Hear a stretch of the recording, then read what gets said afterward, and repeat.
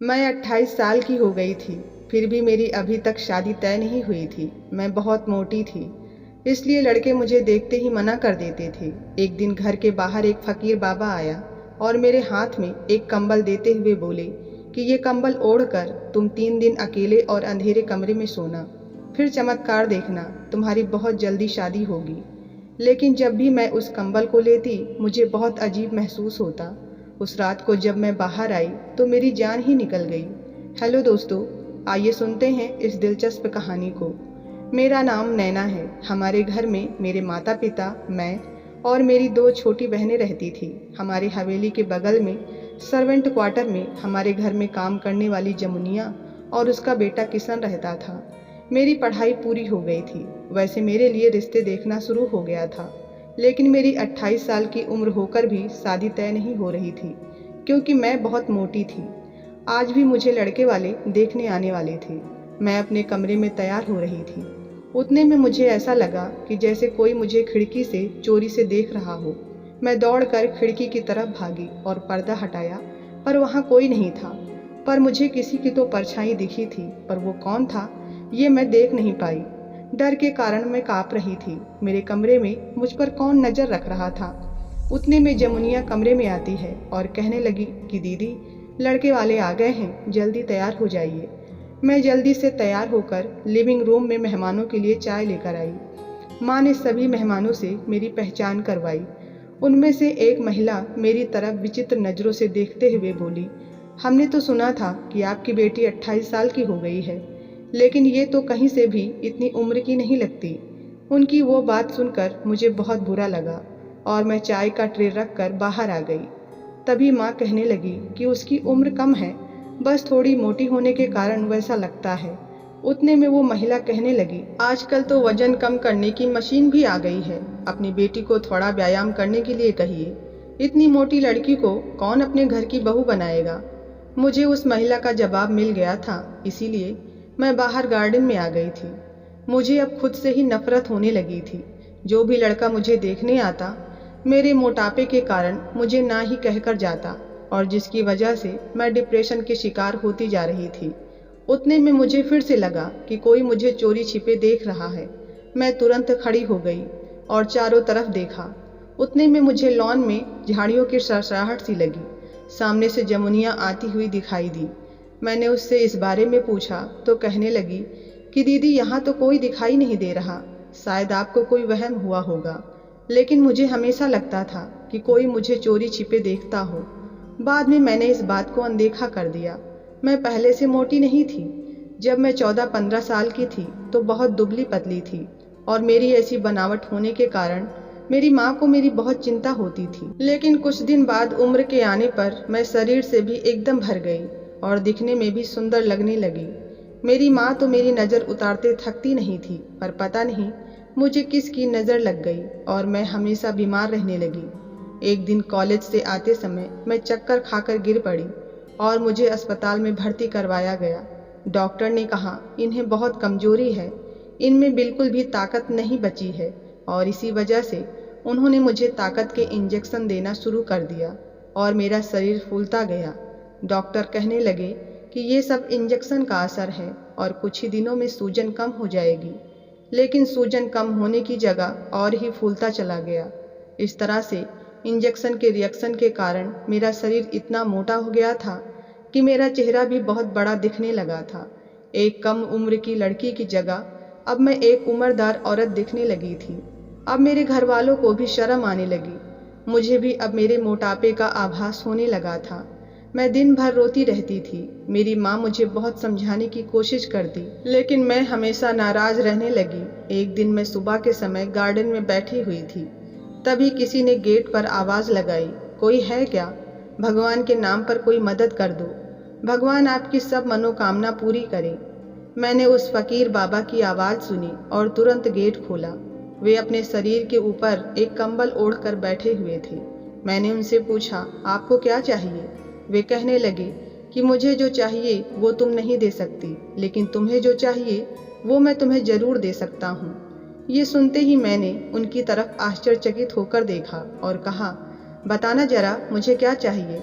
उतने में अपने हाथ के कंबल को मुझे देते हुए कहने लगे कि ये कंबल तुम 3 दिन सोते समय ओढ़ कर सोना, फिर देखना क्या चमत्कार होता है, तुम्हारी बहुत जल्दी ही शादी तय हो जाएगी। उनकी वो बात सुनकर मैं हैरान थी। वे कोई साधारण फकीर नहीं थे। उन्होंने मेरे दुख की एकदम सही वजह बताई थी। ये देखकर मेरी माँ भी घर के बाहर आ गई और बाबा को कुछ दान दक्षिणा देकर उनके दर्शन किए। वे जाते समय कहने लगे कि पीछे मुड़कर मत देखना, जल्दी ही तुम्हारी इच्छा पूरी होगी। मैंने दोनों हाथों से वो कंबल ले ली और अपने कमरे में आ गई। उतने में मेरी माँ भी मेरे पीछे आ गई। माँ बहुत खुश लग रही थी। माँ कहने लगी कि आज से बराबर तीसरे दिन तुम्हारे लिए जो रिश्ता आएगा हम उसे स्वीकार कर लेंगे।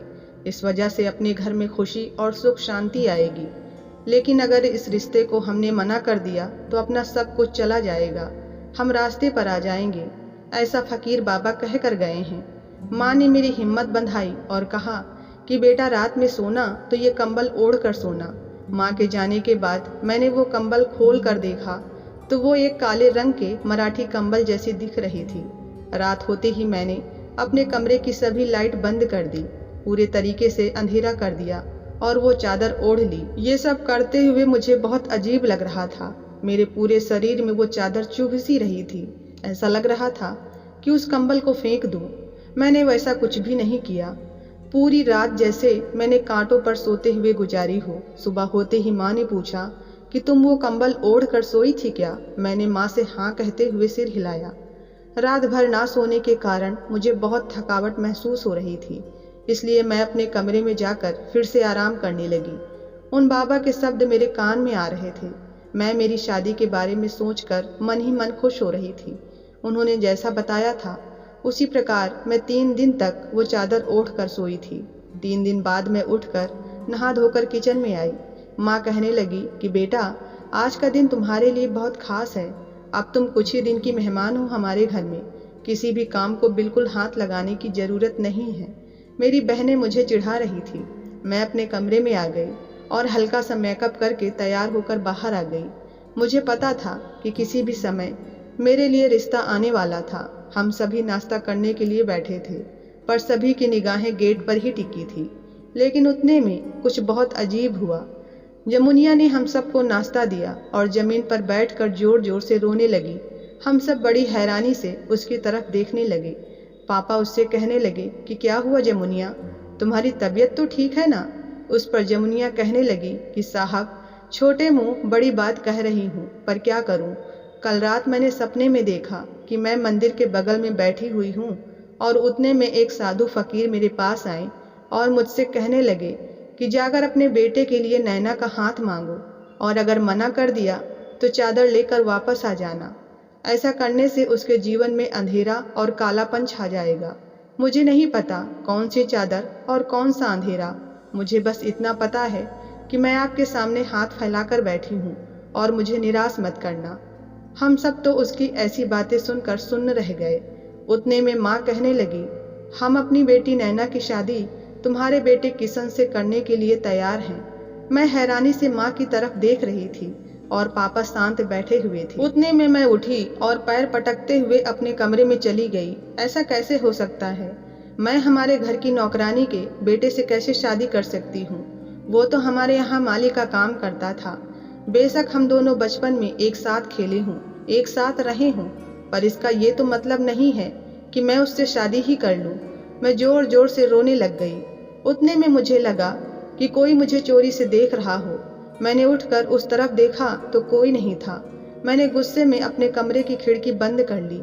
थोड़ी देर बाद मेरे माता पिता मेरे पास आए और मुझे समझाने लगे। मैंने भी बहुत कोशिश की तुम्हारे लिए लड़का देखने की, लेकिन मैं असफल रहा। मुझे उन बाबा का श्राप नहीं चाहिए। मुझे नहीं पता कि अगर मैं इस रिश्ते को ना कहता हूँ तो क्या होगा, पर मुझे इतना पता है कि मैं तुम सबसे बहुत प्यार करता हूँ और तुम लोगों को किसी भी हाल में नहीं खो सकता। 2-3 दिन बाद हम तुम्हारी और किशन की शादी करवा देंगे। इतना कहकर पापा कमरे से बाहर चले गए। मैंने खुद को 2-3 दिन तक कमरे में ही बंद कर लिया था। 3 दिन बाद माँ मेरे पास लाल रंग का जोड़ा लेकर आई और कहने लगी कि जल्दी से तैयार हो जाओ, पंडित जी किसी भी वक्त आते होंगे। मैंने भी मजबूरी में ये रिश्ता मान लिया। और कुछ ही समय में हमारी शादी हो गई और मैं उस सर्वेंट क्वार्टर में आ गई। मुझे तो ऐसा लग रहा था कि कहीं भाग जाऊं। अगर मैं मोटी नहीं होती तो मुझे एक नौकर से शादी नहीं करनी पड़ती। जमुनिया मुझे किशन के कमरे में छोड़कर चली गई। कुछ देर बाद किशन भी कमरे में आया। मैंने घूंघट लेना जरूरी नहीं समझा। मैंने जब किशन की तरफ देखा तो वो मुझे नाराज सा लगा। वो मेरे बगल आकर बैठने ही वाला था कि मैं जोर से बोली, खबरदार। जमुनिया ने मेरा हाथ जमीन पर बैठकर मांगा था। उसे अपने मालिक से बात करने की मर्यादा पता है, लेकिन उसने तुम्हें कुछ नहीं सिखाया। किशन मेरे सामने बेड पर बैठा और कहने लगा कि तुम मेरी मालिक नहीं हो, मैं तुम्हारे पिता का नौकर हूँ, तुम्हारा नहीं। वो मुझे तनख्वाह देते हैं, तुम नहीं। उस पर मैं चिढ़कर कहने लगी कि तुम अपनी मालकिन के साथ कमरे में नहीं सो सकते, अभी के अभी यहाँ से निकल जाओ। ये सुनकर किशन गर्दन नीची करके कमरे से बाहर चला गया। उसके जाने के बाद मैंने कमरा बंद कर लिया और सो गई। दूसरे दिन मैं सुबह जल्दी उठकर अपने घर आ गई। मेरे पापा को बड़ी हैरानी हुई। मैंने उनसे कहा कि हमने उन फकीर की बात मान ली है और मैंने किशन के साथ शादी भी कर ली है। अब हम पर कोई भी संकट नहीं आएगा, लेकिन अब मैं यहीं रहूंगी। मेरे पापा ने मेरी बात मान ली। मेरी माँ ने मुझे बहुत समझाने की कोशिश की, पर मैंने उनकी एक बात न सुनी। अब मुझे घर आए 2 महीने हो गए थे। मैं अपने कमरे की खिड़की से किशन को गार्डन में काम करते देखती। वो कभी गार्डन में घास काटता तो कभी पेड़ों को पानी देता। ऐसा करते करते 8 महीने बीत गए। एक दिन अचानक जमुनिया मेरे पापा के पास आई और कहने लगी कि साहब, हम ये घर छोड़कर जाने वाले हैं। शादी के बाद किशन नैना से प्यार करने लगा है और उसके प्यार में पागलों की तरह रहने लगा है। मैं अपने बेटे को इस हालत में नहीं देख सकती। और तो और वो बुखार में तप रहा है। ये सुनकर मैं सोचने लगी कि मुझे कोई इतना प्यार कैसे कर सकता है। रात भर मैं जमुनिया की कही बातों को सोच रही थी और रात भर करवटें बदलती रही। मैं बहुत बेचैन हो रही थी। तभी अचानक मैं बेड पर से उठी और सर्वेंट क्वार्टर की तरफ गई। किशन के कमरे का दरवाज़ा खुला हुआ था। मुझे बस ये देखना था कि जमुनिया जो कुछ बता रही थी उसके पीछे का सच क्या है। मेरे आगे जाते ही किशन की आवाज़ मेरे कानों में पड़ी। वो जमुनिया से कह रहा था कि माँ, मुझे लगा था कि मेहनत मजदूरी करते हुए पेट भरने में कोई शर्म नहीं, लेकिन ये अमीर लोग हम नौकरों को अपने पैर की जूती समझते हैं।